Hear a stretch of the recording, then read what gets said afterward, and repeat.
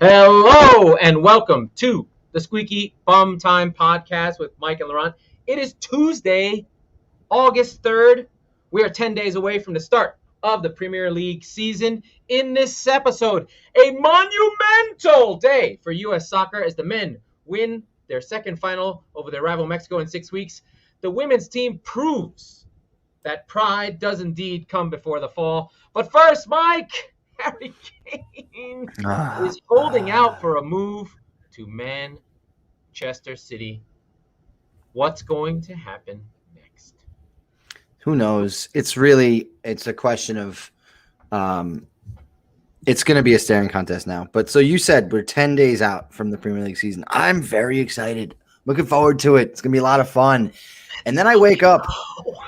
You know what was weird this weekend? I kind of had this emptiness in my life where I was like, I want it back. I want it back. It's 10 a.m. I want it back. And Monday morning comes, I wake up, I roll over, I look at my phone, and it is exploding with Tottenham fans basically eating their own head on Twitter. Effectively, it was the fight scene from Anchorman in real time. It was a bloodbath. And all because Harry Kane decided that he wouldn't show up for training today when he was supposed to report after his vacation, his holiday, after the Euros, 10 days before the Premier League season, a little bit late as it is. He's a no-show. Now here comes all of this, how dare he, this indignance from Spurs fans. Now understand, he had what he understood to be an under-the-table handshake deal with Daniel Levy, Tottenham's chairman, last season. And he said, look, Harry, give me one more go. We've got Mourinho. We've got a full season. Let's give it another shot. He, who has been at the club since he's 11 years old, lives, breathes, and bleeds Tottenham, Lily White, he was like, okay, that's fair.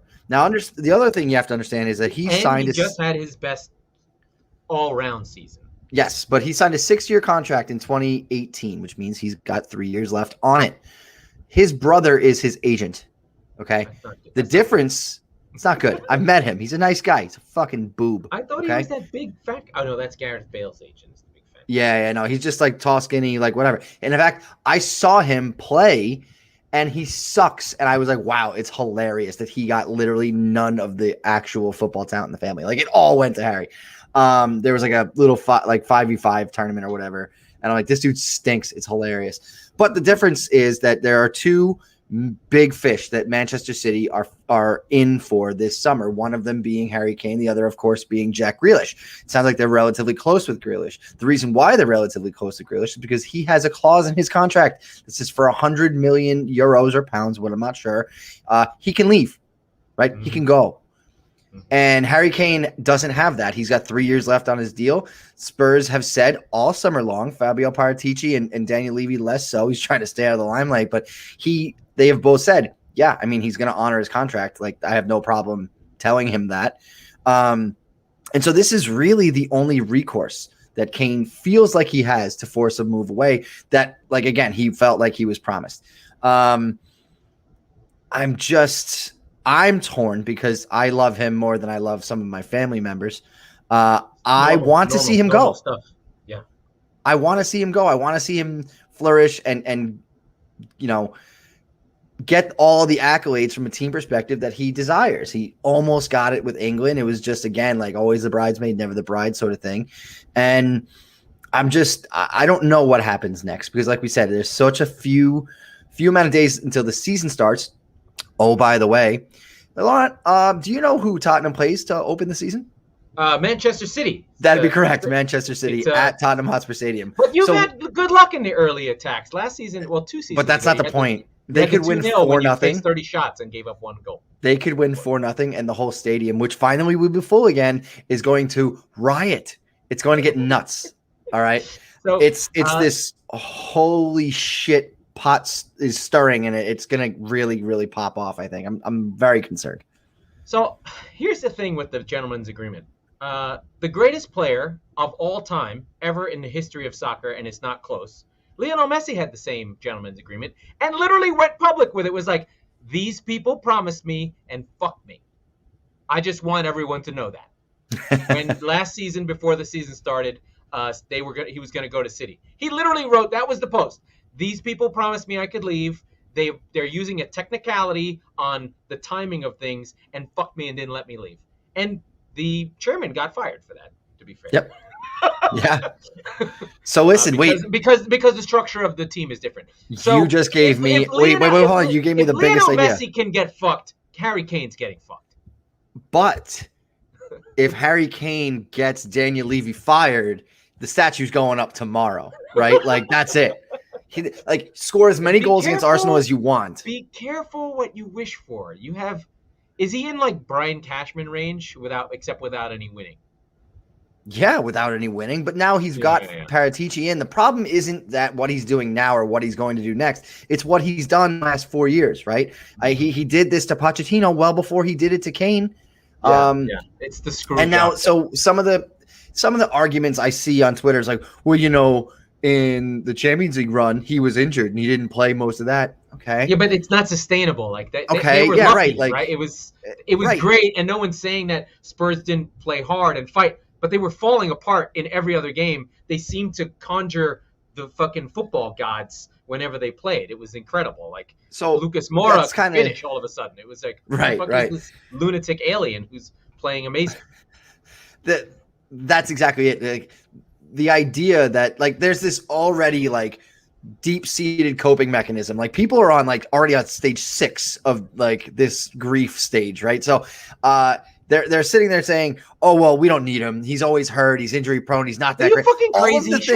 All of the things that they spent the last basically 8 years now being the only ones who would ever defend him through thick and thin, through anything. When how many times have I complained on this show about the media giving him shit or whatever? Football fans are an emotional lot. Like a guy scores the game-winning goal, the second he says, "I might want to leave," he's dead to them, right? So this segues really well into Grealish, which it has been insane for the Villa fans. They're just on cuckoo land. He's evil, City are evil, the world is out to get us. Why is this happening? And it's all but done, basically. It's basically Grealish. Well, and they've already replaced him. I'm ready to go.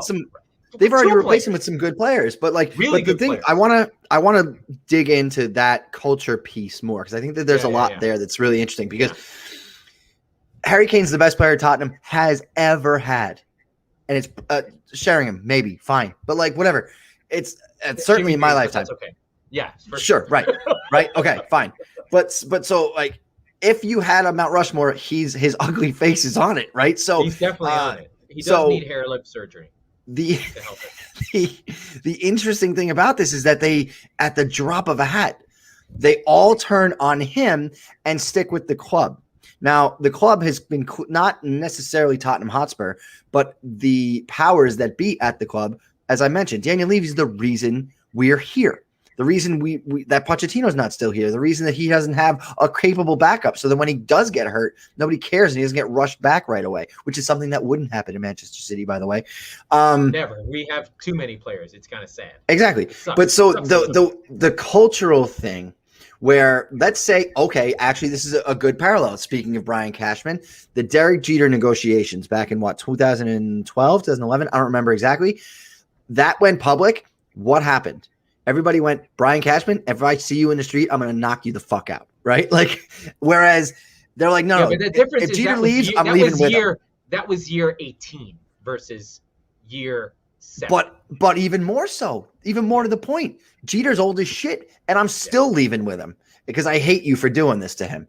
And whereas for a second, not even for a second, Tottenham fans didn't even entertain that idea. There was some rational thinking that I saw eventually, but everybody who was like, I backed you, I said I defended you forever. Now you turn around and do this to me. It's not to you.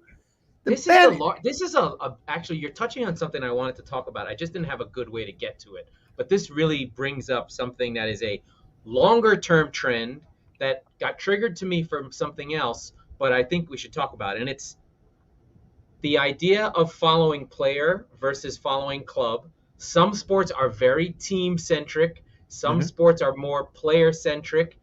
And soccer, I think, is a little bit in the middle, but it's far more club-centric. You follow your team. The players come and go. There's a really respectful, I'm happy you were here and did well. The player always respects the team and goes, I really enjoyed the time here. You're like, it is a vessel which players come through and leave, and a very small group of players actually come to represent the club. Weird players too, like Mark Noble for West Ham. He's not their best player ever, but he represents West Ham no matter what. Then like Paolo Di Canio randomly was there for 3 years. He represents West Ham. So they come through as servants and sort of live with the club, and you go. Henderson, Steve Gerrard is almost inseparable from Liverpool to the point that when he goes to the Premier League, he is going to have to manage a team that the Liverpool faithful say is okay somehow. Right. It's going to have to be, a team you brought up from the Championship, or like Newcastle is harmless. Right. Or like Crystal Palace. It can never be Everton. It can never be Man United. It can never be City. Well, no, it can't be City. Not now. No, it can't be City. It can't be City. Right, but it does have that. And one of the things that was coming up with the NBA, I think one of the reasons that the NBA, that I like to talk about, you less so, is actually in trouble in a weird way. The players have transcended their teams. They're just disconnected from them. And you follow the player. The player is the vessel. There's probably Ronaldo has that, right? He's one player who has it. Like when he left Real Madrid and went to Juventus, he literally brought 5 million Instagram followers to Juventus. So wait, one thing I'll say is that as Americans grew into Premier League fandom, Clint Dempsey was one of the reasons I became a Tottenham supporter. When Clint Dempsey left, I was sitting in the middle of the room like, oh, he's gone now. I'm still here, I guess. So there's a lot of that but it has a glue to it. Somehow you get stuck in. Yes, but what I'm saying is a lot of the entryway for American sports fans into the Premier League was through a player. Was Donovan going to Everton, right? Was Dempsey, was fans, Howard, American guys. Fulham, right? Exactly. So there were a lot of fans, Fulham. If you're listening to the show and you do not have a Premier League affiliation yet, find the ethos of a club that catches you. Do not do it for a player, because, like I said, he's going to be gone in 3 years, and you're going to be sitting there like, do I really want to keep doing this? I did it for Mario Balotelli, and he left me. That's right. Well, yeah, and then you got 47 million trophies, so you're fine. But I still love Mario Balotelli. Yeah. He's a black Italian. Why always me? He's not so Italian. Fucking happy. He's not Italian. That dude is Italian. He's adopted. His parents are Italian. He has 2 white parents that are Italian. Yeah, okay. He's Italian like I'm African. He goes to his fat mama. He's as Italian as you are American. No, he's as Italian as I am Italian. That's exactly what it is. Okay. But so it's really, that was the thing I was marveling at this morning. People who would go to bat for this guy, no matter what. And by the way, right, we're not talking about a guy who's a questionable character or whatever. No, there's numerous examples where he is the most utmost perfect citizen and representative of your club. Yeah. You want him. And he's the England captain. And so now his reputation has been tarnished over one training session.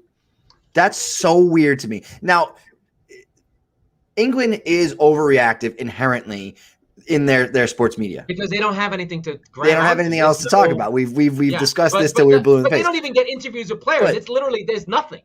Right, and so that's the thing is that the silence piece is the part where everybody's just they're all spinning their tires and going nuts. Yeah. And so that was the thing that I took away from today. In fact, it was nice to numb myself from the potential stab wound of Harry Kane leaving my club with this weird sort of cultural difference, right? But yeah, I don't know. City, if a guy is dissentful, he's gone and no one even thinks about it. He's just right. And so now Leroy Sané has been vaporized. I don't think about him at all. Right. And so let's dive into what might happen next now. He's going to apparently get a hefty fine. Thing, right? First, City is going to sign Grealish. Yes. First. That's going to happen. For about £100 million, roughly? A big number. Yeah. A big number. It'll be the highest fee they ever spend. Mm-hmm. But I think Levy is playing with fire. City could just be like, forget it. We got Grealish. We're good. And so one of the That points could I saw, happen. which I agree And with, then they could turn the screws on Kane. well, they already have. Which if you don't think that the nation state was behind this move, if you think Harry Kane's idiot brother came up with this, you're out of your mind. But the thing that's important you got to remember is Harry Kane has a value piece, right? Like he has a value number. If Grealish is X, Kane is Y. I don't care what it is, but whatever Spurs believe him to be worth, they shouldn't have to sell him for less, right? The media shouldn't be like, "Oh, let him go," because you know what? No, the same reason you got to get paid. Get the money. Get the money. I understand Spurs' position. They have him under contract. They don't have to let him go. Right. They just don't. So, if they keep him and he just mails it in, it's gonna go to the end. Like there's not 10 days to go for this to be over. There's 40. 40. Yep. And right. And so that's kind of where I struggle with. I don't think he's the kind of guy who will pout like Eriksson sort of did towards the end. He'll go play. He will play. But he loves the club too much. Do you think that he'll throw those elbows when he's backing into people that he likes to do? No. All right, look. He'll take those kicks in the foot. He'll just be like, my back hurts. There is one other thing that could turn the tide on this, and it is finally getting – I mean, you've seen Spurs making some minor activity. Apparently, they're signing Christian Romero from Atalanta for £50 million. What I'm saying – and I'm just allow my delusion for a moment, okay? Danny Ings is waiting for you. If they are able to say, hey, look, Harry – we've got these pieces in place. We're being ambitious now. All the things listen, is it too short, too little, too late? Absolutely. Yes. But that's the only thing that they can do still. If they come down from on high and they're like, well, how dare you? You're under contract and do all this shit. It's just going to continue to turn the screws, right? Yeah. But they need to kind of take kid gloves with this for a second and go, listen, here's one of two things is going to happen. You are worth 150 million pounds, whatever the number is. I'm making that up, right? You're worth X. If City give us X or close to X, you can go. And we love you and we will miss you. But just so you know, we're trying to make Tottenham Hotspur a better football club, regardless of whether you're here or not, frankly. And we want you to be part of the equation. We want you to be part of the solution. And here's what we're doing. Here's what we brought in Fabio Paratici to do. Here's what he's already done. I'm not saying it's going to work. I'm not saying that, again, it is too little too late. But those are the two approaches. Here's the thing. If Kane goes and Adama Traore shows up and they put him at the 9 and they just hoof balls to him, it could be fun. That would be fun. I love Traore. I love him. But he's awesome. Look, and there's another thing that needs to be said. Can you see him, Son, and Mora as a 3 with Son in the middle playing the Kane role? Yeah. I mean, it'd be fun. I see the future. That's it. You know what? I'm happy now. That's what you do. Sonny drops deep and plays the Kane role. He can do it. I don't know that he can do it. And then you let Traore and Crazy Mora run like lunatics. I don't know that Sonny's that guy. I think Sonny's a lunatic runner. He likes to finish. He likes to finish. The other thing that we've seen two teams do this now. Leicester City. Sonny going through Burnley. Let me just go. What a moment. Oh, it was unbelievable. He ran through 9 guys? It was amazing. But I want football. Realistically, 3. I'm blanking on the third one. I know you'll help me out with this. Leicester City sells Mahrez, gets all these players in. They're fine. Liverpool puts an empire on Coutinho's back, essentially. They sell Coutinho. They get Van Dijk, Salah, and Mane. In addition to other piece, and Alisson. But they got Mane before. They got them for whatever. They've had some misses. Like, to be fair, Liverpool have had misses. Like Naby Keita. Oxlade-Chamberlain was like 30 million. Sure, yeah, absolutely. But what I'm saying is they got 150 million for Coutinho from Barcelona, and they put it into action, and they built the best team in Europe. Frankly, for sure. They won the Premier League and yeah.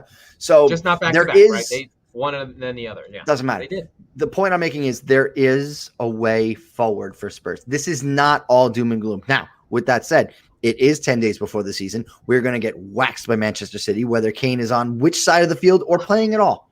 There's a path, but you're not in the state that Liverpool's in. Like Liverpool had Klopp in place. They already had Mane, and he didn't even want Coutinho, and they moved him, and they didn't have a sucker in Barcelona to move him. I'm not saying that we're going to turn around and be 2019 Liverpool. What I'm saying is that there's a blueprint, right? Leicester did it. The other blueprint is Bale for the 7 clowns. Well, clownish. Yeah, I know. I know. And that the other thing that scares me is that clubs, Wolves, for example, or whoever else, Atalanta with the Christian Romero signing, they know that this financial windfall is coming, right? So their price, if this player was 25 million, now he's 35 million. So that's the piece that bothers me. If Levy knew and was planning to sell, they would have bought players already. Yeah, no, they're not planning to sell. No, they're not. No, they're not. That's what I'm saying. He wasn't there. He was focused on the Euros. They're like, we're going to respect that. And then he fucked off to going on vacation and whatever, which he deserves. I'm not saying that. They didn't actually have a conversation with the guy before he left for the Euros, which that's when that needed to happen. And that's when he went on that run in the knockout round. And that should have been Manchester City on high alert. Here comes a 200 million bid or whatever, right? For Harry Kane. Let's go into that part of it now, because now I want to get your side on this as the Manchester City fan. You're getting Grealish for 100 million or whatever it is, big number. We're getting Grealish. Sure. I'm not saying you don't listen. You need a striker more than you need Jack Grealish. That I think we agree on that, right? Yes, but right. Well, okay, yes, but hold on. Follow me on this. Whatever the number is, and it's going to be bigger than Grealish to get Kane, right? It's going to be a huge number. You'd have to put up with Levy's bullshit in negotiations. If Sheikh Mansour comes in with 140, Levy's going to turn his nose up to it like a prick, and it's like he's going to laugh at him. City are very good. They will walk. They'll just be like, "Nope, thanks. You need us." Right. We gave you a reasonable offer. Exactly. This is our number. Fuck off. We don't need Kane. And so, and we'll if you're going to literally sign Danny Ings and be fine and play half the game without a fucking striker. But if you're going to spend 140, let's say it's 140 million, that would be a reasonable number. It would be for Frank, which sounds so ridiculous to say out loud, but that actually is a reasonable number. Why aren't you going to get Erling Haaland? That's my question. What are we doing? Why the fuck? Why are you getting 28-year-old Harry Kane? Leave my guy alone. This is what I've been saying the whole time. I don't understand it. That part doesn't make any sense to me. And that part started gone either. It's gotten really quiet on the Borussia Dortmund front, and I think I have an idea why. And I remember you telling me this, I think, early last season when we were doing one of our first episodes on the show when we were talking about Jadon Sancho, right? When Dortmund at the beginning of the summer said they move one guy at a time. Yes, but I remember what you were saying about it, and I think it was true and why United didn't get Sancho last year. They said, all right, he's going to cost 85 million. And United said, 60 million. They're like, no, 85 million. We're going to stop negotiating with you in 2 weeks. It's 85 million. 2 weeks later, United goes 70 million. They're like, dude, last chance, 85 million, not going to happen. German. The number is 85. Right. That's it. And so United finally goes, all right, 2 months later, though, all right, we'll give you 80. No, man. A, the number is still 85. And B, no. Now we're too busy. We got our season to go worry about. We got shit to do. Talk to the player. We're cool. Yeah. And so that's kind of what I think. Because listen, their number is 175 and you don't hit 175, they'll just play. But the thing is that this summer was so condensed because of the Euro, because of the late run in the schedule. And they're starting on time this year, right? So you've got all of those elements. The Germans are getting ready for their season. So earlier during the Euros, one of the stories that kind of got buried was that Abramovich sanctioned sell this guy, sell that guy, sell this guy. Let's raise 150 million and just shoot it right over. Here's the thing, though. But that's gone quiet. They have been selling players. They're just not big name players. But I want to say, if I look at the transfer list, and I'd have to go through it, and you went through Chelsea sales, they've already raised 50, 60 million on guys you don't know, like. This teenager is 5. This teenager's they're moving their nickels and dimes to get the dollar. They're like the kid who fucking empties out the piggy bank and they're counting the nickels. They're like, hey, I got $1 million. So they're readying it, and I think they would go for Haaland, but I don't think that Borussia doesn't want to move two guys at once. They usually do it one at a time. If you think about Mario Götze, then Lewandowski, then they do it slowly. They don't want to kill their whole team. And I think they do. The players have an affinity for the club because they're very upfront, they're very honest and they do. They don't have handshake deals. Right, but if they do, they announce it. They're like in the middle of the season, Lewandowski is going to Bayern Munich, and he plays the rest of the season for Bayern Munich, for fucking Dortmund. For Dortmund, yeah. It's fucking weird. I don't know how the hell they do that. Because once I've changed a job, then I know I'm leaving. I mail it in. Absolutely. So there's a lot of stuff going on. There's a lot of things we need to talk about. But I think first we have to talk about our friend, Mr. Joe, at Attitude of Gratitude. Yeah. We love him. He's our Let's friend. talk a little bit about financial planning with Manchester City, shall we? If you are not Sheikh Mansour and you can't just buy whatever player you want, you can go see our friend Joe at Attitude of Gratitude. He really focuses on tactical things like getting your bills paid down and finding you money in real ways. He's got a great website. It's designed for conversion. I bet every single person who comes to this website signs up. I signed up the second I saw it because you can tell how much he cares about it. It's professional. It looks good. The guy's a father. He put the baby on there. What a fucking genius. I'm going to click contact right now. That's the baby is a good Gratitude play. With our friend Joe. It goes right into scheduling a time with him, and it is wonderful. And we're going to come back in a minute and talk about our favorite thing, the U.S. women's national team. Okay, Mike, it's time. What do you got? It is time. First of all, let me start with this. I was a former huge fan of the U.S. women's national team, including Megan Rapinoe in 2011 when she basically did the Donovan goal. Well, actually, Abby Wambach scored it, but like the Donovan goal in 2010. I raised my hand. She's my favorite player on that team because she Rapinoe comes for the ball. She wants to do shit. Like even when she was bad in the Dutch game, she was the one doing shit. Her touch was bad. Every cross sucked. But she's got I don't care. She's Mark Noble now. No, but she's looking more and more like Mark Noble. She plays like a dude, right? Sure. Who wants the ball. She has a stuck very male spirit, a very aggressive, give me the fucking ball and get the fuck out of the way kind of spirit. I like that about her. It's partially why you don't like her because she's that way with her public No. And that's the thing is that hold on. Listen, be whoever you fucking want to be. That's fine. But I don't have to like you. But I loved that her game spoke to me, right? And earlier in her career, 10 years ago, she was 25, 26 at that point. She was great. And let's be clear. She has been part of the greatest run in women's soccer history. It's not close.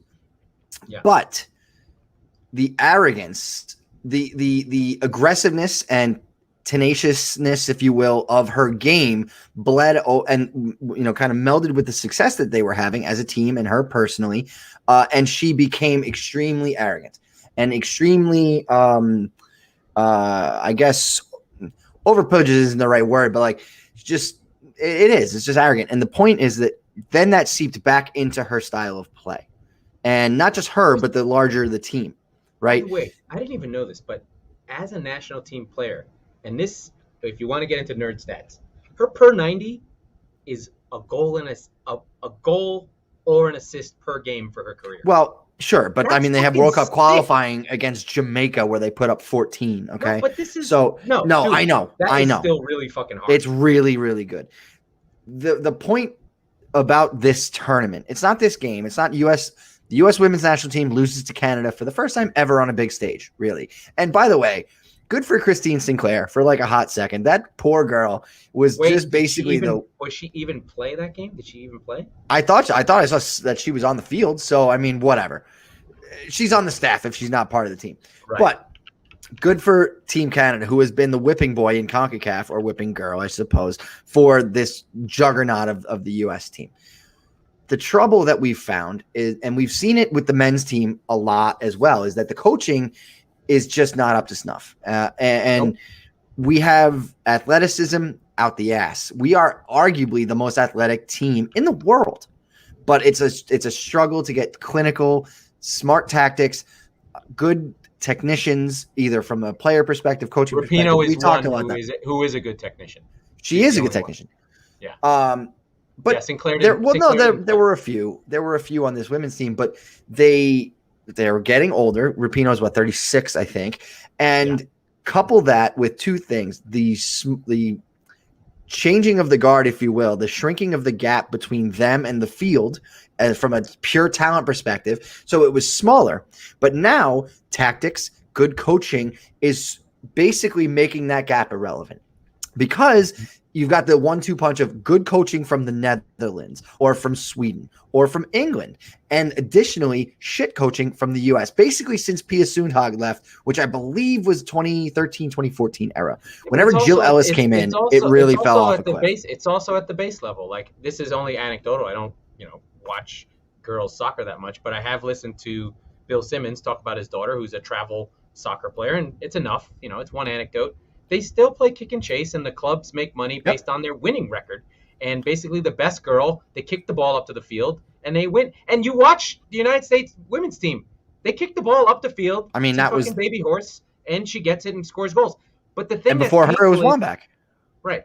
The painful thing is, I can't tell you how many times I was watching a women's team when Kristen Press was playing. She has the fucking first touch of a woman with stone shoes on. Like, she would run past someone and then kick it 10 feet in front of her. And then you watch the Dutch are just like, boom, boom, boom, boom, boom. I was like, they're just getting in because they're just playing around them. Now, yes, the women can kick the ball up the field and run past people. They're literally heads and shoulders bigger, right? Mm-hmm. They would just throw people off the ball. It's pretty impressive. And that's what we've won by, because we have depth beyond depth. Like, I showed you that thing. We have 9 million girls under 18 playing. 9 million, compared more than the rest of the world combined. No, I know. Now, but we suck. We suck. It's unwatchable. So, and let's be very clear about something. I don't want to be the one that says, "Oh, they finally lost for the first time in 5 years or whatever." We said immediately. Yeah, we were first guessing this team from the jump, saying, "Hey, there is a reckoning coming."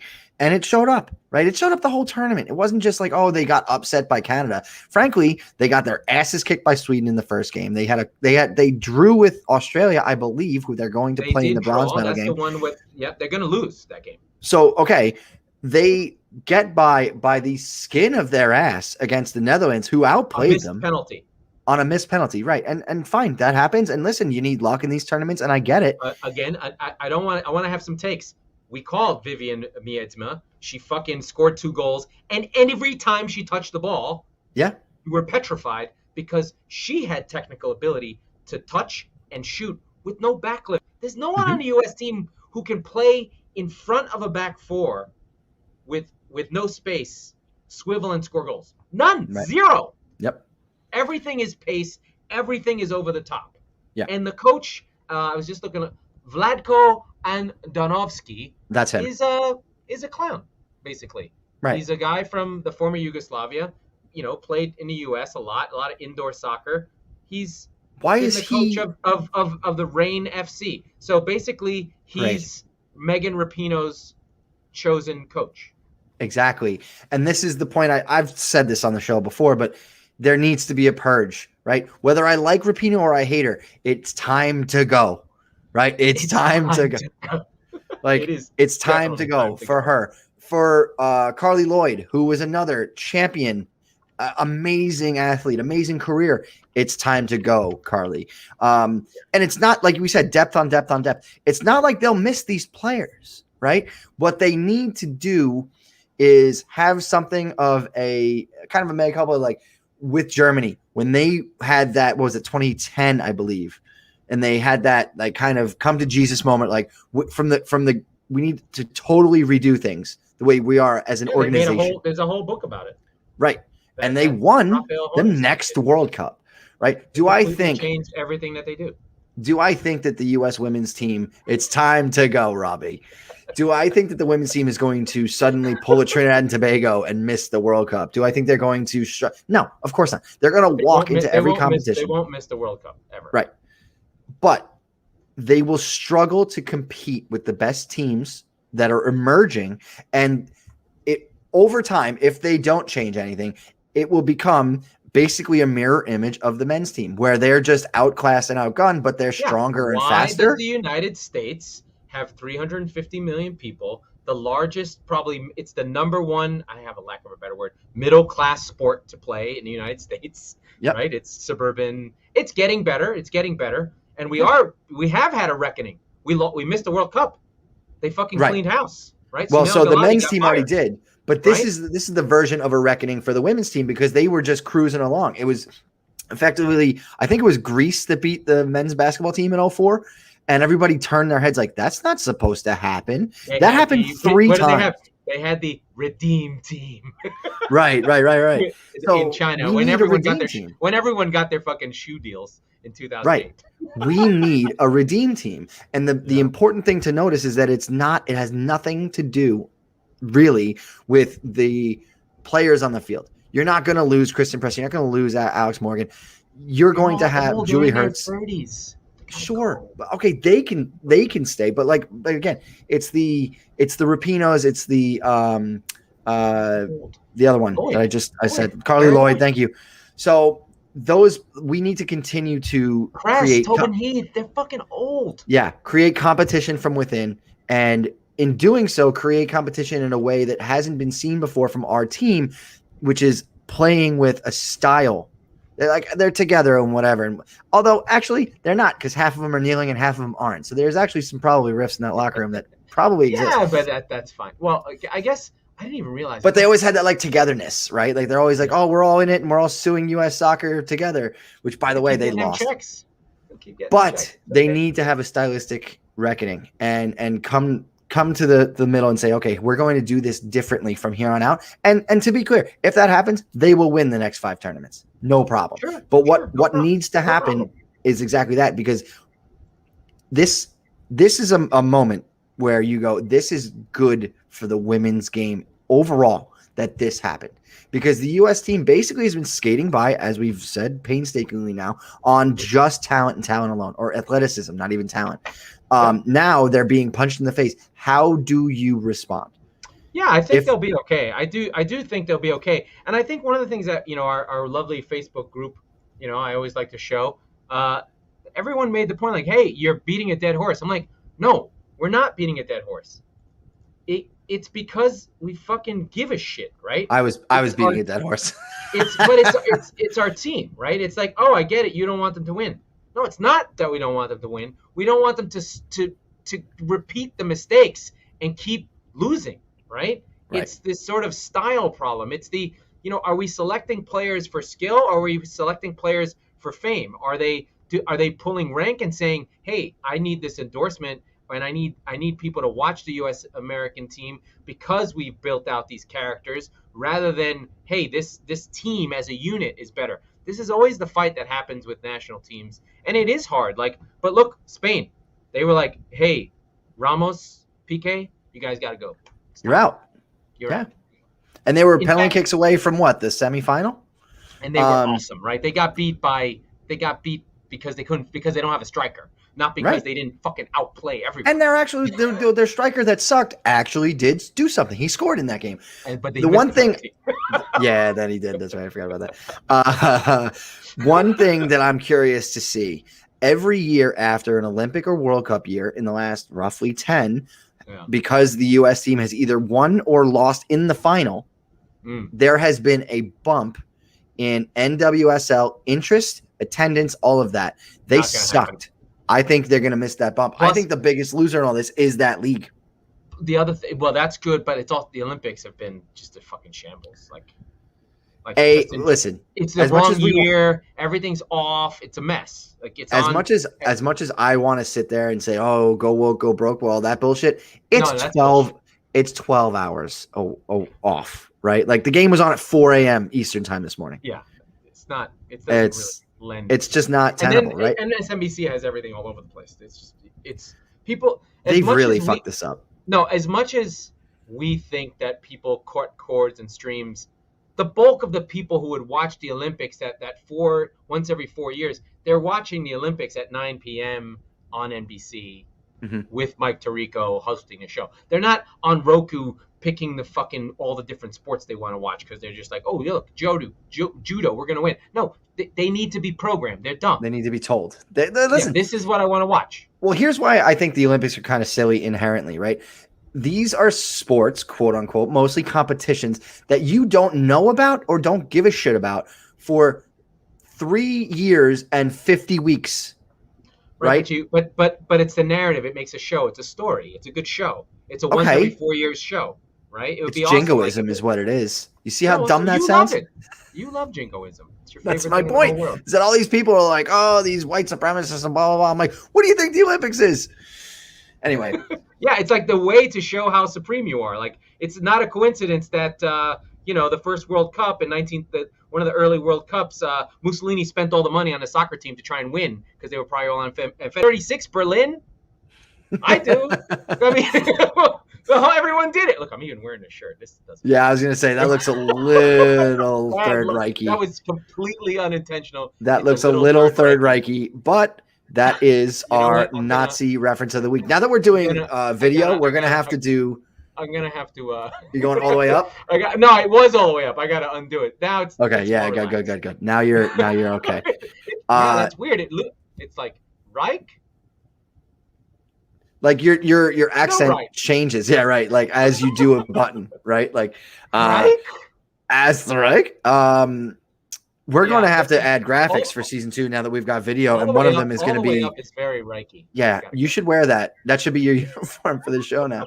My uniform. Very interesting. Exactly. We're gonna get fancy graphics for season 2. It's going to be a lot of fun. But we should touch on another American moment that yes. went on that you were about to transition to, and I stepped on you, which is U.S. men's team, the original team. They beat Mexico in the Gold Cup in a hostile environment in Las Vegas. Yeah. And they deserved some credit. They fought. It was a shit game, but it was fun. It was a lot of fun. It was a B team from Mexico and a C team from the U.S. No, it was almost their best 11. A lot of guys I'd never heard of that I liked. I mean, Kellen Acosta was a real central defending midfield. He was like a shit N'Golo Kante. I mean, I thought the same. Really I was going to go, well, because he was like sort of everywhere. And I shit Fernandinho or something. I was going to go like shit Højbjerg, but But yeah, because he was everywhere. But it was funny that there was so much athleticism on display and just so little actual footballing skill. Hope he really tried. He really did. He said, speaking of shit, he's just a shit Quinn Dempsey, right? So I saw parallels everywhere. If Gyasi Zardes is not the fucking reincarnation of Danny Welbeck, I don't know who is. I was going to say Josie Altidore. No. He's not even that good. I mean, right.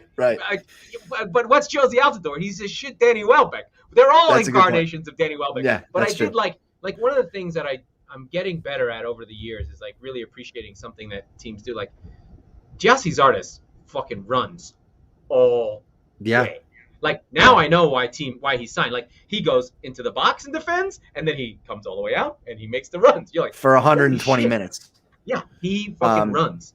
And Hoppy was like you said, a shit Clint Dempsey. A lot of attitude, a lot of trying, a lot of shots over the bar. Very, very, very good. I thought the central midfielder I forget Williams might have been his name. This black guy with a little bit of a cool beard. He was really good, getting stuck in. The defense for the United States was really good. We got lucky. There was some really bad Mexican finishing.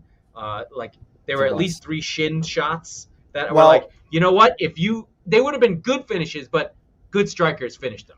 This reminded me of again a shit version of Mourinho's Spurs from the U.S. early on because they had their opportunities. They hit the post. They missed one, but they basically bunkered, right, and they gave Mexico the game.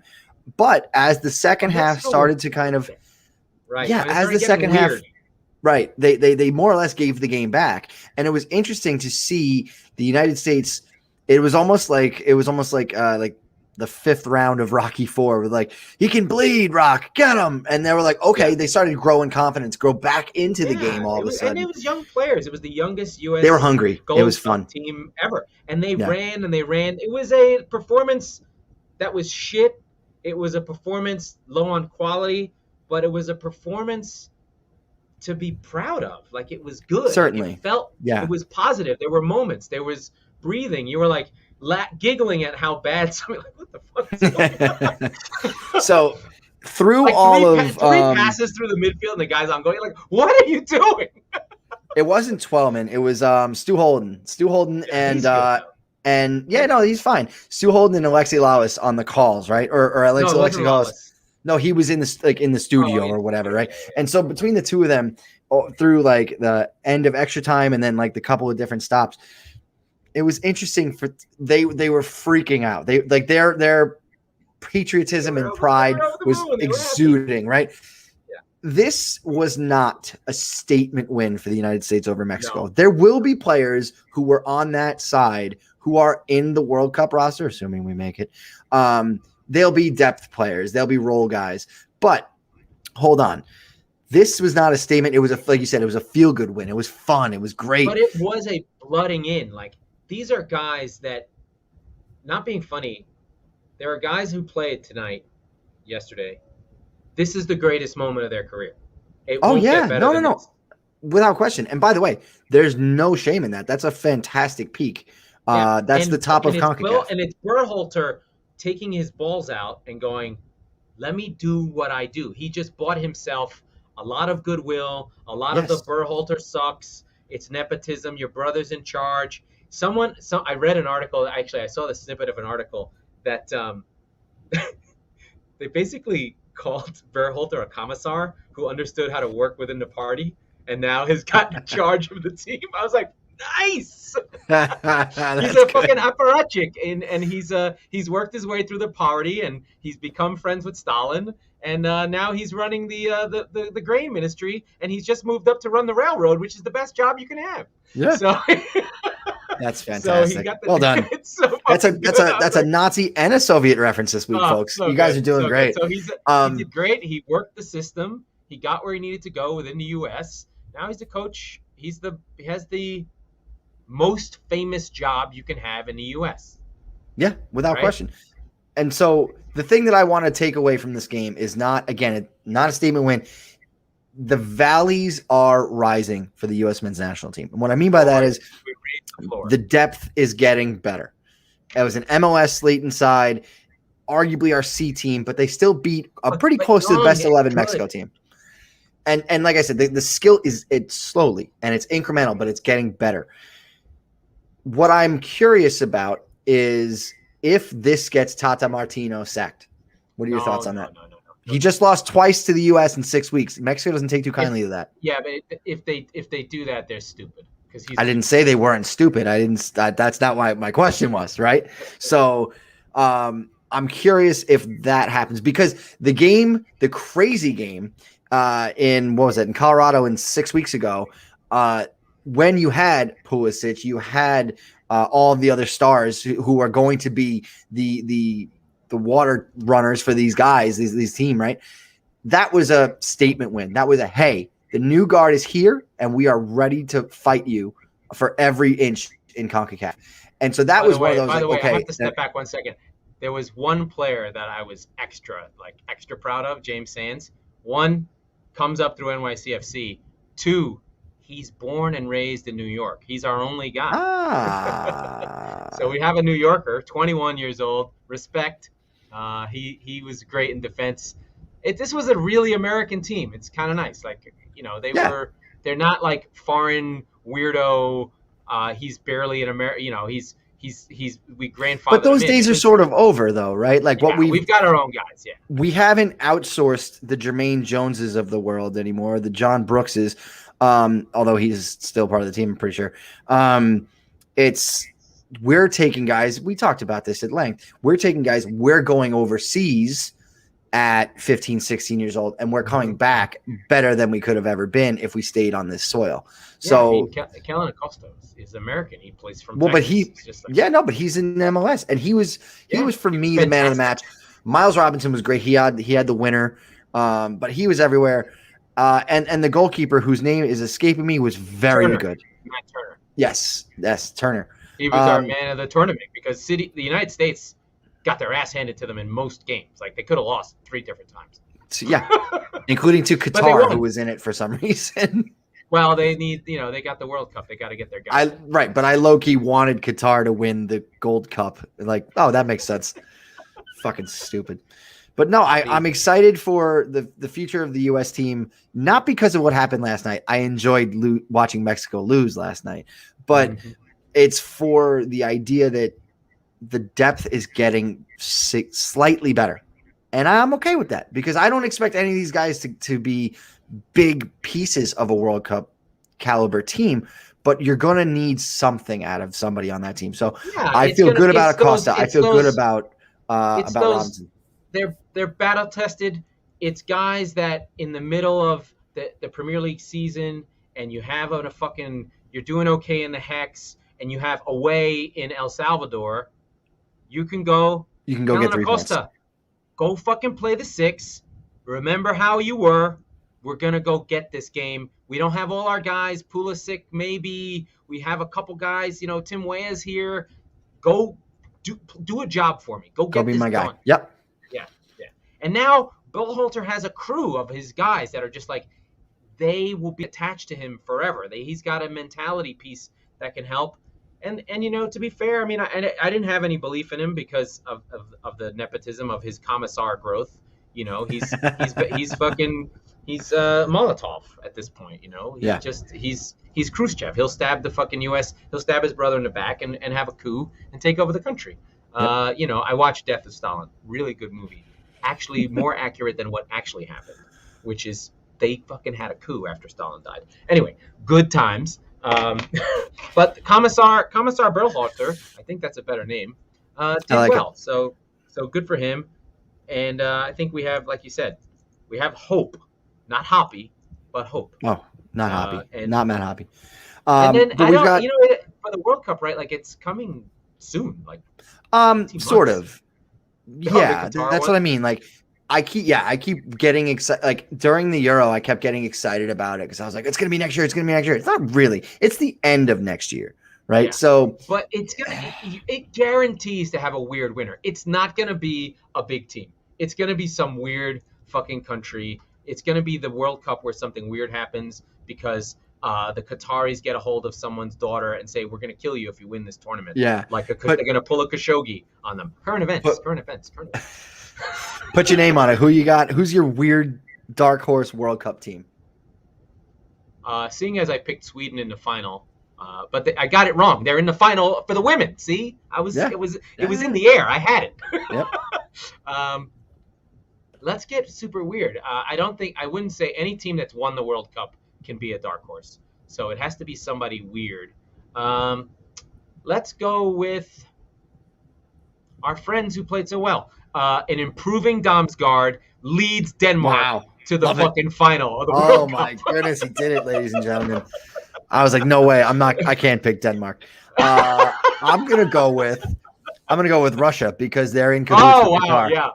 Okay, Qatar, But the problem is they're not good. They don't. But it doesn't matter. They're not free enough to even have the creativity to have the thoughts to do it. Like if you would have said Ukraine, I'd have been like, all right, fuck it. Well, my first thought was China, but I'm like, they're really not good. But like, we'll see. Yeah, they're really bad. They're not ready. Or maybe maybe it's Heung-min Son leads South Korea, a historically great team.